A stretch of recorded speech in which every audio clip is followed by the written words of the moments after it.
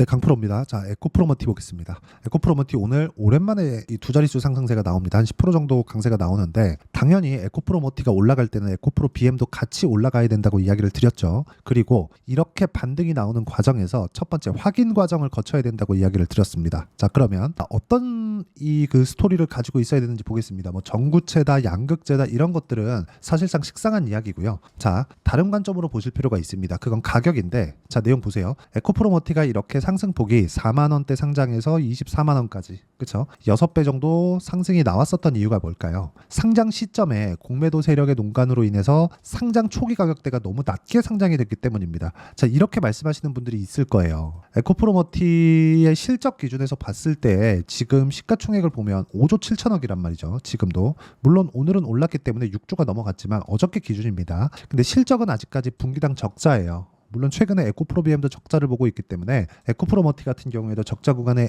있을 수밖에 없는 구조가 만들어지기는 하겠지만 실적 대비해서, 그렇죠? 그리고 흑자를 보는 그 규모에 대비해서 여기 시가총액을 보면 비싼 주식입니다. 그런데 성장주라는 이야기 들어보셨을 겁니다. 주식시장에서 성장주는 거의 진리라고 보시면 됩니다. 주가가 오르는 모든 종목들은 성장주의 기준을 가지고 있습니다. 이 성장주라는 건 뭐냐? 지금 좋은 게 아니라 앞으로 좋아질 만한 내용을 반영시켜서 가격을 먼저 땡겨다 쓰는 겁니다. 그렇죠? 그래야 주식시장에서 초과 수익이 발생하기 때문에 그렇습니다. 자, 지금 실적을 기준해서 보는 게 아니라 앞으로 좋아질 만한 내용이 있어야 된다는 거죠. 자, 제가 비교를 위해서 한 가지를 보여드릴게요. 알테오젠입니다. 자, 알테오젠 같은 경우에 오늘 제가 매도를 하고 나온 종목인데 알테오젠의 지금 시가총액은 12조 4,930억입니다. 그런데 알테오젠의 실적은 분기당 173억 흑자로 전환이 된 게 전부입니다. 작년까지는 계속해서 규모는 크지 않지만 적자를 계속해서 봐왔습니다. 왜 그럴까요? 미래 성장성을 대비하기 때문에 그렇습니다. 주가가 움직이는 건 앞으로 좋아질 만한 내용을 지금 가격에 반영시켜서 주가가 올라간다고 제가 누차 말씀드렸죠. 알테오젠이 머크랑 계약을 해서 추가적으로 현금 확보해 놓은 게 연평균 1조 원 정도 현금 확보를 해놨고 이거를 성장주들의 평균 PER인 30배 정도 적용을 시켰을 때 30조까지 올라갈 수 있지만 알테오젠 같은 경우에는 지금 12조다. 근데 이걸 가지고 기준을 바꿔서 지금 실적 얼만데 야 주가가 12조? 시가총액 12조가 말이 돼? 이렇게 보면 답이 없는 거예요. 이렇게 보면 주식을 못한다는 소리를 듣습니다. 항상 내가 싸게 살라고 노력하는 사람 치고 단기간에 수익을 내는 사람은 없죠. 단타를 치라는 게 아닙니다. 주식시장에서 올라가는 종목군들의 구조를 우리가 파악하고 이해하자는 게 가장 중요한 이야기라고 생각하시면 됩니다. 그러면 이 내용에 맞춰서 에코프로 머티를 보잖아요. 그렇죠? 에코프로 머티를 보면 비싼 종목이지만 성장성은 가지고 있다. 왜? 앞으로 전기차 시대가 온다는 건 기정사실화가 되어 있기 때문에 그렇습니다. 물론 중간 과정을 거치면서 지금 뭐 하이브리드가 인기다, 전기차 시대 진짜 오는 거냐 이런 정도의 얘기를 하고 있는데 다들 아실 겁니다. 에코프로 머티 주주분들이라면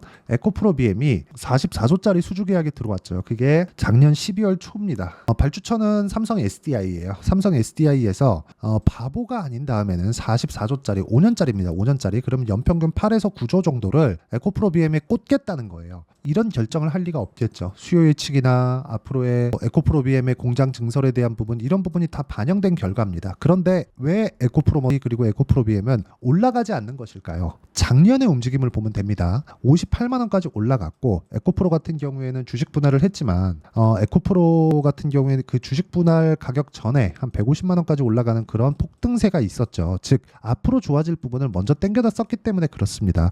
배터리 아저씨가 여러 가지 이야기를 하고 있는 걸로 아는데 뭐 지금 저평가다 막 그렇게 말씀하시는 걸로 아는데 전 개인적으로 그런 시각 자체를 좋아하지는 않습니다.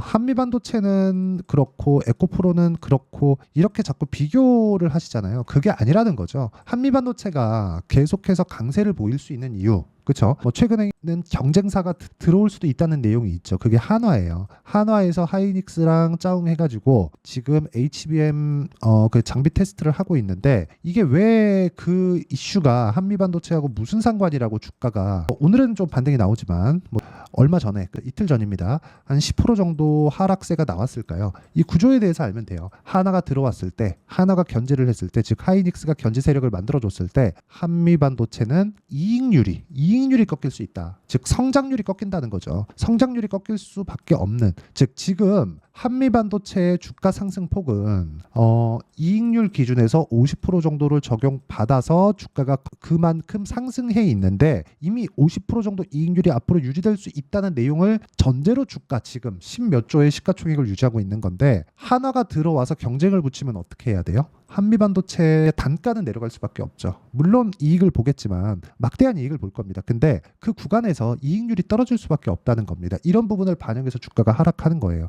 이게 무슨 얘기냐? 한미반도체도 비싼 주식입니다. 실적 대비해서 주가가 비싸요. 그런데 주가가 계속해서 강할 수 있었던 이유가 그거라는 거죠. 근데 그것보다 먼저 출발했었던 게 에코프로 BM이고 에코프로 BM은 시장의 최대 평가치를 봤을 때 58만 4천 원 그리고 지금 같은 경우에는 고가 대비해서 70% 정도가 빠졌기 때문에 산업이 성장하는 속도 그리고 주가가 성장하는 속도가 월등히 더 빠를 수밖에 없겠죠. 자, 주가가 성장하는 속도가 대략 한 100km 속도라고 치면 산업이 성장하는 속도는 10km, 15km 이 정도일 수밖에 없죠. 물론 어느 정도 개화 시기가 딱 돼서 폭발적인 움직임이 나올 수 있는 부분이 있겠지만 그게 2030년 만약에 2027년, 2030년 이후라면 어떻게 될까요? 그렇죠. 먼저 올라간 주식시장이 너무 평가를 많이 받았기 때문에 그런 부분에 대한 조정을 받아야 됐고 그 조정을 빠르게 마무리를 지을 수 있다는 거예요. 그게 지금 시점이라고 보시면 되지만 우리가 봐야 되는 건 가격대를 확인하고 매수하는 구간을 찾아야 된다는 거죠. 이 부분을 이야기를 드리기 위해서 지금 많은 어려움을 겪고 계실 텐데 제가 조금 돌아왔다고 보시면 됩니다. 올라가는 과정에서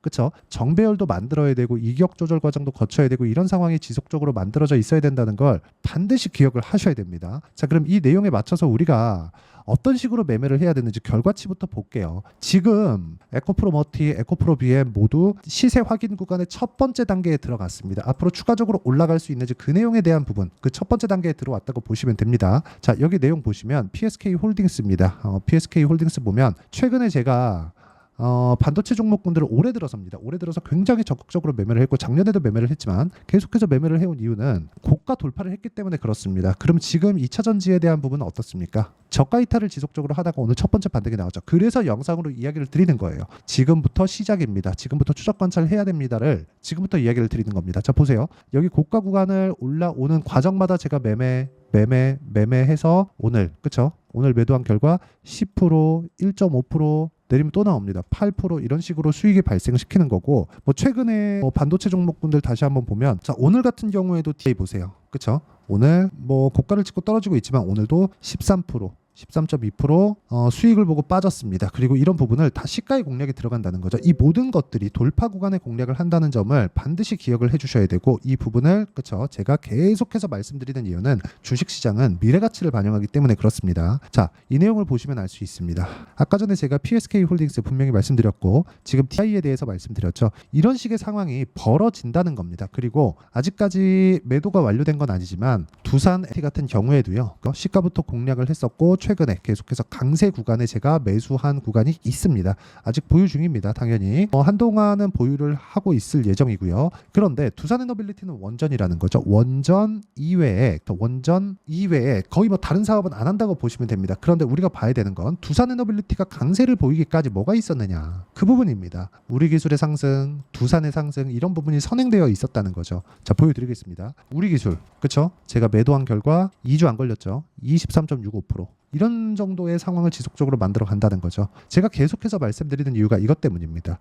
올라가는 모든 종목은 고가 돌파 구간을 지나가야 되고 고가 돌파 구간을 우리가 지나갔을 때 꾸준하게 수익을 낼 수 있는 환경을 만들어갈 수 있다는 점이 중요하고 이런 부분을 소통방에서 모두 공유를 해드리고요. 에코프로머 오늘부터 추적 관찰에 들어가야 되고 지금 반등 확인하는 과정에 있기 때문에 첫 번째 반등 확인이 되었다. 여기서 우리가 어느 타점에 잡아야 될지를 실시간 내용이 필요하기 때문에 제가 소통방에서 진행을 하고 있고요. 여기서 이런 식으로 제가 장 시작 전에 공유도 해드리고요. 장중에 계속해서 이야기를 드립니다. 자, 두산에너빌리티를 제가 지금 집중하고 있다고 말씀드리고 있죠. 이런 식으로 에코프로머티에 대한 부분도 충분한 공부를 시켜드리도록 할 테니까 소통방으로 들어오셔서 어떻게 매매하는지 배우시고요. 소통방은 채널 성장을 위해서 구독과 좋아요만 눌러주시면 입장 가능합니다. 구독과 좋아요만 눌러주시면 입장 가능하고요. 상단에 있는 전화번호로 구독 또는 소통이라고 문자 보내주시면 여기 소통방 입장 링크를 순차적으로 공유를 해드리도록 하겠습니다. 자, 내용 정리 한번 하겠습니다. 주식시장은 미래가치를 반영을 한다. 미래가치를 반영하는 과정에서 내가 봐야 되는 건 가격이다. 그럼 그 가격에 대한 부분을 에코프로머티 기준으로 봤을 때 이제 22평을 돌파하는 상황에서 첫 번째 확인 과정을 거쳤다. 그렇기 때문에 바닥은 나왔다고 볼 수 있습니다.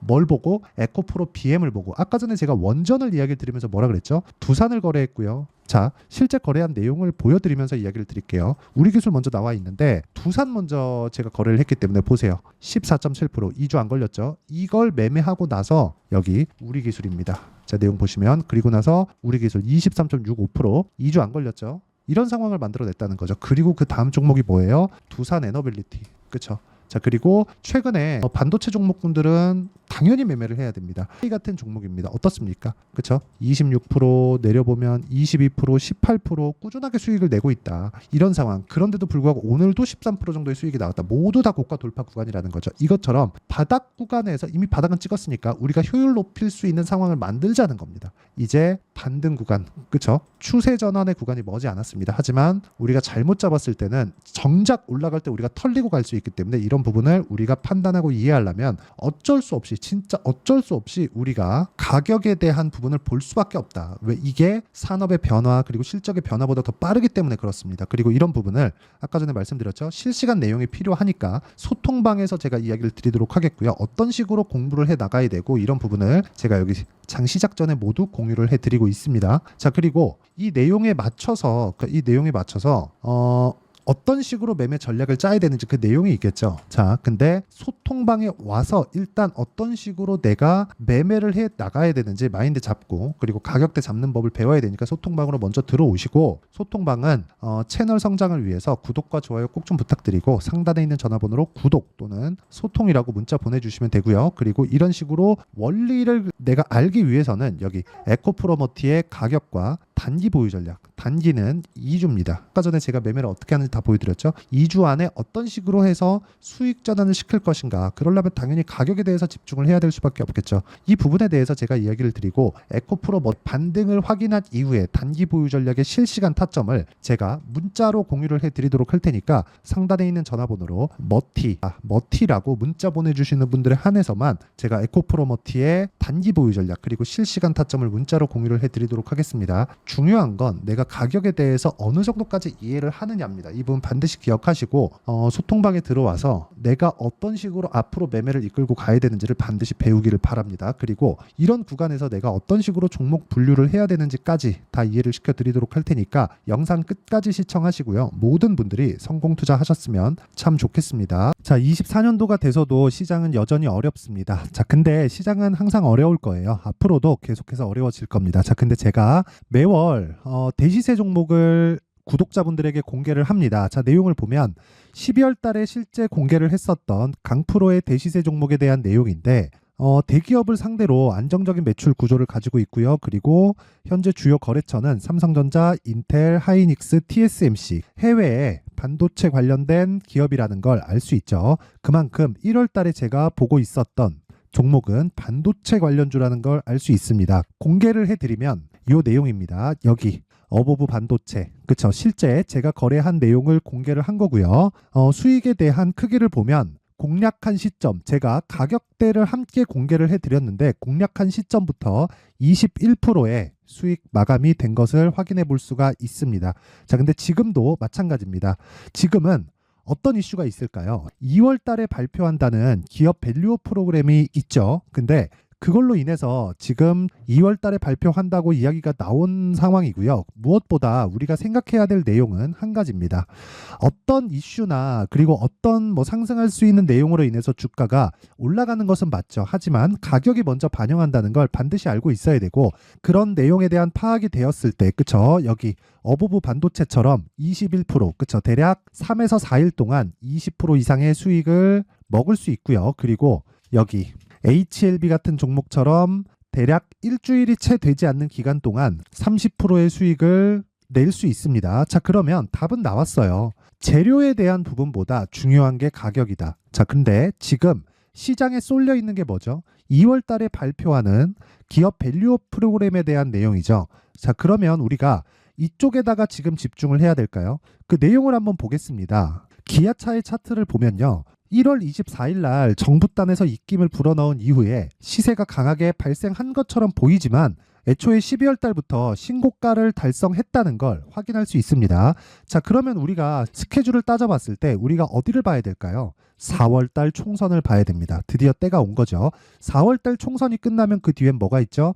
대선 전국으로 들어갑니다. 그러면 우리는 4월 달 총선부터 시작해서 대선까지 이어질 수 있는 종목을 찾는 게 정말 중요합니다. 그게 정부 정책의 방향과 그리고 스케줄에 맞춰서 가는 거예요. 정치적인 상황에 따라서 주가가 움직이는 걸 우리는 수도 없이 많이 봐왔기 때문에 스케줄에 맞춰서 가는 게 지금으로서는 답이 될 수 있습니다. 그리고 무엇보다 어느 정도의 시세를 내는지 그 첫 번째 단계인 상황을 그쵸 제가 12월 달 밝혀드렸었던 대시세 종목으로 이미 공개를 해드렸기 때문에 그쵸 어떻게 제가 매매를 했는지까지 다 보여드렸습니다.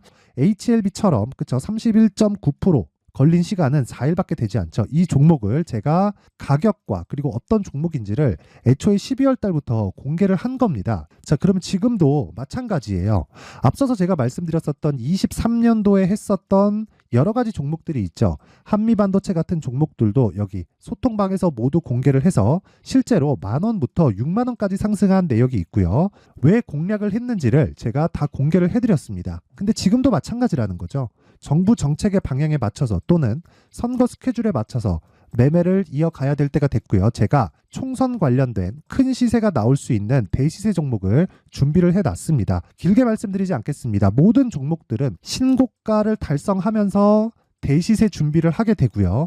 신고가를 공략했을 때 내가 시장에 주도주를 잡을 수 있는데 지금은 총선에 집중하는 게 맞다. 그래서 총선 관련된 그리고 대선까지 이어질 수 있는 종목을 준비를 해놨는데 지금부터 준비를 하셔야 나중에 고가에 올라가서도 꾸준하게 매매를 이어갈 수 있습니다.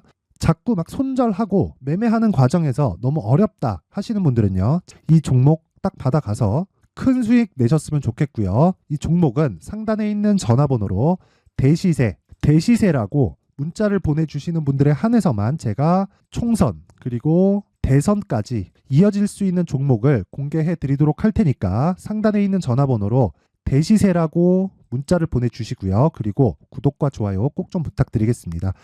시장은 정말 어렵습니다. 자, 그래서 모든 분들이 성공 투자하셨으면 좋겠고요. 기본적으로 가격에 대한 파악을 하면서 큰 수익을 내셨으면 좋겠습니다.